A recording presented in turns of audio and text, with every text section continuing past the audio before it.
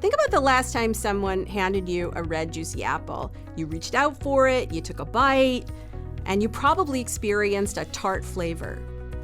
During those moments, neurons were firing in your brain to produce your movements and to create all your sensations of the apple, like its red color with a blush of green, the smoothness of it against your hand, the crisp floral scent, the audible crunch when you bite into it, and its tangy taste with a hint of sweetness. Now here is the very cool thing. Just now, when I said the word apple, your brain responded to a certain extent as if an apple were actually present.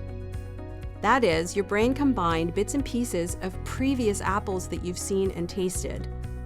This is called simulation. If you had a real apple in your hand, this simulation of the feel and smell and taste of the apple will happen in the moment before you bite the apple. So basically your neurons in the visual parts of your brain and in the parts that code for taste and so on start to fire in advance of you actually biting into the apple. Using past experience, your brain predicts what your experience will be like. As information arrives from your taste buds, your brain compares it to the simulation. If the real apple turns out to be a little sweeter than your brain predicted, your brain might adjust its simulation so that you taste that sweetness, that unexpected sweetness. But your brain might also just ignore the difference so that you don't notice it. The apple example is no different from what you're doing right now. You might think that you're sitting and listening to me speak, reacting to my words, but in fact your brain is using its past experience to predict every single word that I say. Now let's apply this logic to emotion. Suppose you're walking alone in the forest and you hear some rustling of leaves.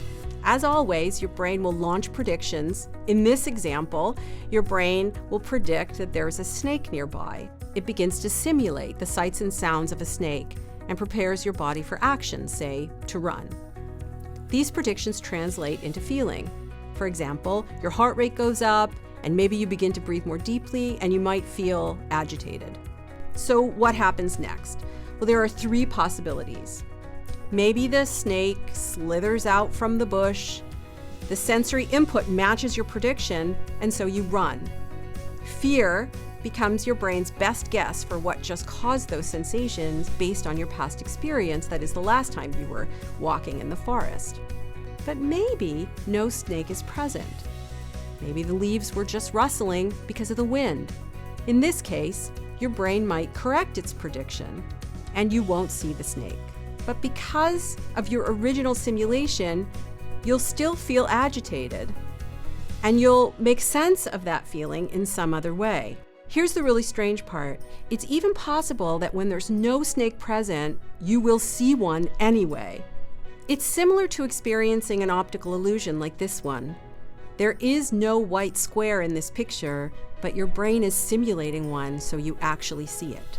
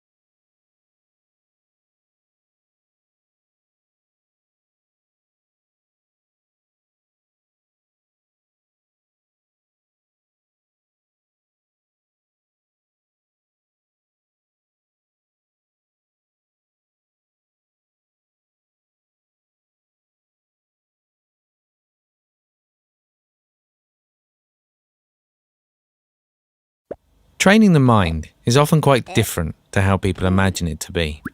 Maybe they have an idea it's about stopping thoughts or eliminating feelings, but the reality is a bit different. An easy way to think of it is to imagine yourself sitting on the side of a busy road, the passing cars representing the thoughts and the feelings. All you have to do is to sit there and watch the cars. Sounds easy, right? But what usually happens is that we feel a bit unsettled by the movement of the traffic.